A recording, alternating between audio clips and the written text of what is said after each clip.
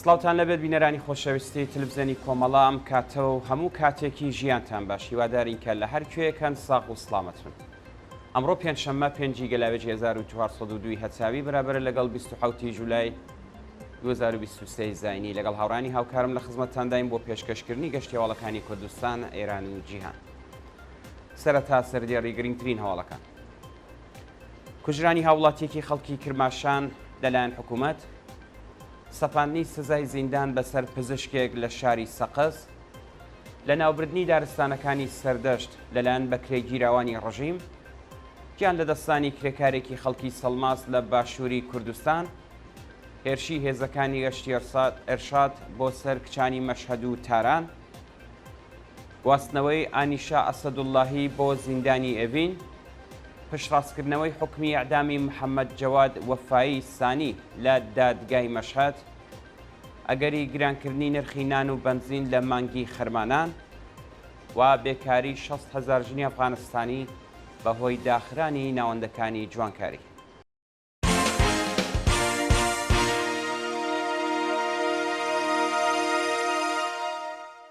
درێژەی هەواڵەکان. کوژرانی هاوڵاتیەکی خەڵکی کرماشان لەلایەن حکوومەت. شەوی چوارشەممە 4 مانگی گەلاوێژ هاوڵاتیەکی خەڵکی کرماشان بە تەقەی هێزەکانی ڕژیم گیانی لەدەستا. بە پێی زانیاریەکان هاوڵاتیەکی خەڵکی گەڕەکی جافراوای کرماشان بە ناوی عەلی نەزەری بەبێ هۆکار لەلایەن هێزە ئینتیزامیەکانی ڕژیمەوە دراوەتە بەر دەستڕێژی گولە و گیانی لەدەستاوە. جێگەی ئاماژەیە کە وردەکاری ئەو ڕووداوە هێشتا ڕوون نییە و لە بەشەکانی دیکەی هەواڵدا زانیاری زۆرترتان پێشکەش دەکرێت. سەپاندنی سزای زیندان بەسەر پزیشکێک لە شاری سەقز. هاوڵاتیەکی خەڵکی شاری سەقز بە ناوی بەیان ساڵحیان، پزیشکی پسپۆری هەنا و یەکێک لە دەست بەسەرکراوانی بزوتنەوەی ژن ژیان ئازادی لەلایەن دەستگای قەزای ڕژیمەوە سزای 8 مانگ زیندانی بەسەردا سەپا. بە پێی زانیاریەکان بەیان ساڵحیان پزیشکی تەمەن 40 ساڵ ماوەیەک لەوە پێش لەلایەن دادگای ئینقلابی سەقز بە تۆمەتی پرۆپاگەندە دژی نظام سزای 8 مانگ بەندکردنی بەسەردا سەپا، بەڵام پاشدەربڕینی ناڕزایەتی سزاکەی بۆ 20 میلیۆن تمەن جەریمەی ماڵی گۆڕدرا.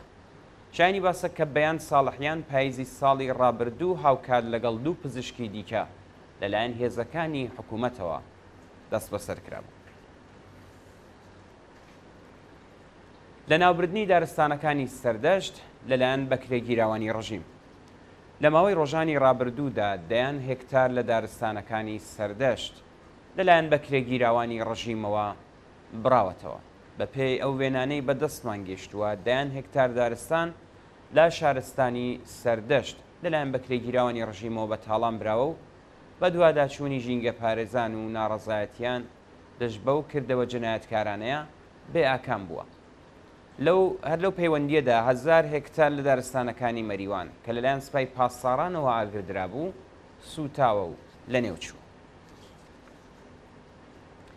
گیان لە دەستانی کرێکارێکی خەڵکی سەڵماس لە باشووری کوردستان. شەوی چوارشەممە 4 مانگی گەلاوێژ کرێکارێکی خەڵکی شاری سەڵماس بە ناوی متەلب تاجەدین بەهجەتی لە کاتی گەڕانەوە لەسەر کارەکەی لە شەقامی کورانی مەخموری هەولێر بەهۆی ڕووداوی هاتوچۆ گیانی لەدەستا. بە پێی راپۆرتەکان ئۆتۆمۆبیلێکی پیکاپ بە 4 سەرنشینەوە بە خێرایی 160 بۆ 200 کیلومتر لە کاتژمێرێکدا خۆی کێشاوە بە متەلب تاجەدین بەهجەتی و پاشان وەرگەڕاوە. لەو ڕووداوە متەلب دەست بە جێگیانی لەدەستاوە و شۆفێری ئۆتۆمۆبیلەکەش کە مێر منداڵێکی تەمەن 17 ساڵ بووە گیانی لەدەستاوە و 3 منداڵی دیکەی تەمەن نێوان 10 بۆ 14 ساڵ بە سەختی بریندار و ڕاگەزی نەخۆشخانە کراون. شانی باسەکە نائیستانداربوونی ڕێگەوبانەکان لە ئێران و کوردستان هەروەها لە بەرچاو نەگرتنی ڕێنەمایەکانی هاتوچۆ دەبێتە هۆی کارەساتی دڵتەزێنی لەو شێوە. گیان لە دەستانی 3 هاوڵاتی لە ڕووداوی هاتوچۆی مەهاباد بۆ بۆکان.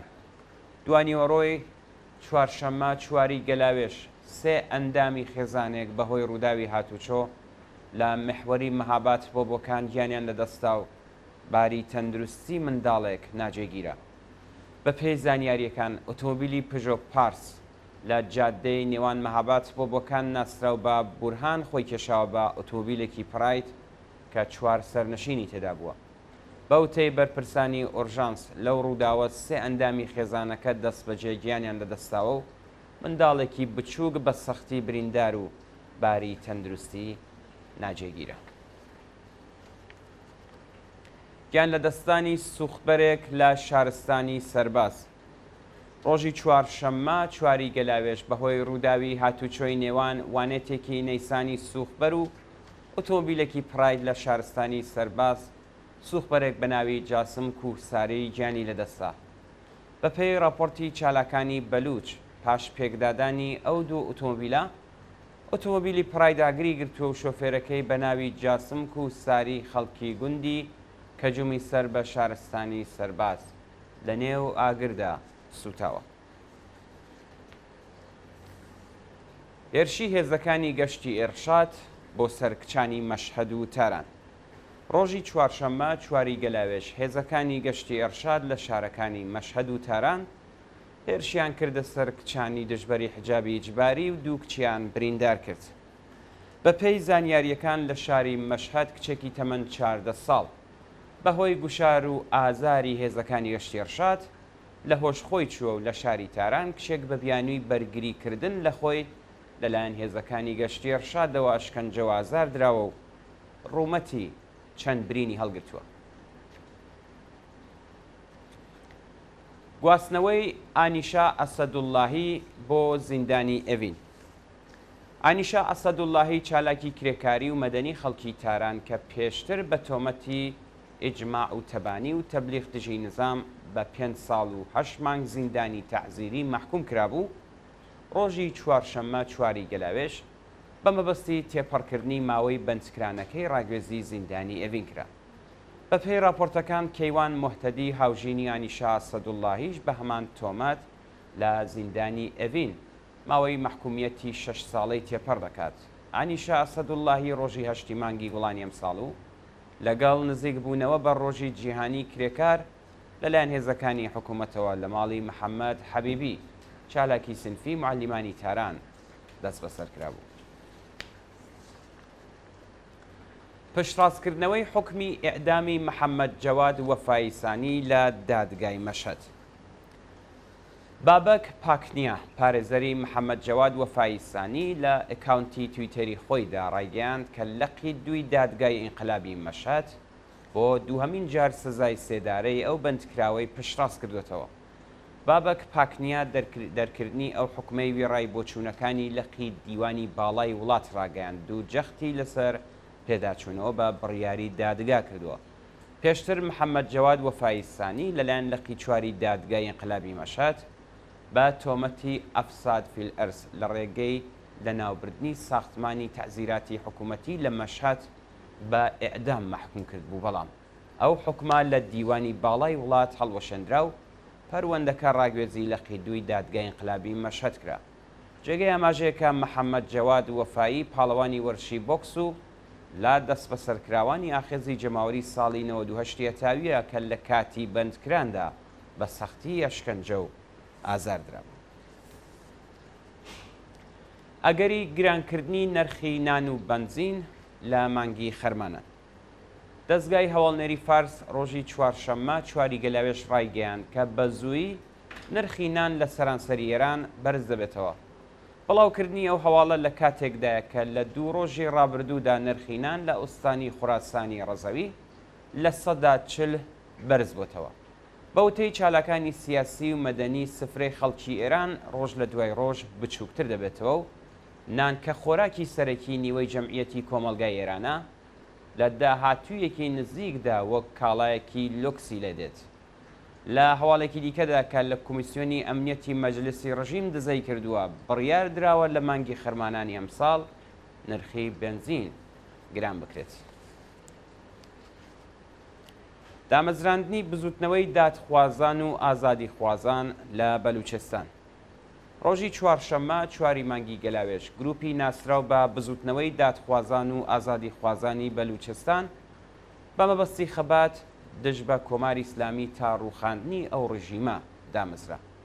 لە ڕاگەیاندنی ئەو بزوتنەوەیدا هاتووە کە ئامانجی سەرەکی ئەوان ڕێخستنی زۆرتری خەڵکو و یارمەتیدانی ئەو شۆڕشەیە کە بە خوێنی سەدان لاوی بێتاوان دەستی پێکرد. پێشتر و لە ساڵی 96 هەتاویش ڕێکخراوی هاو ئاهەنگی ناڕزایەتیەکانی بەلوچستان لە ژێرناوی سەحاب دامەزرا بوو. ئەو دامەزراوەیە بە ئاگاکردنی لاوانی بەلوچ هەنگاوێکی گەورەی بۆ دەستەبەرکردنی مافی نەتەوەی بەلوچ هەڵگرت بوو. ئێستاش یەکێک لە چالاکی استراتیژیەکانی شۆڕش لە بەلوچستانە. دوا هەواڵ بێکاری 60,000 ژنی ئەفغانستانی بەهۆی داخرانی ناوەندەکانی جوانکاری.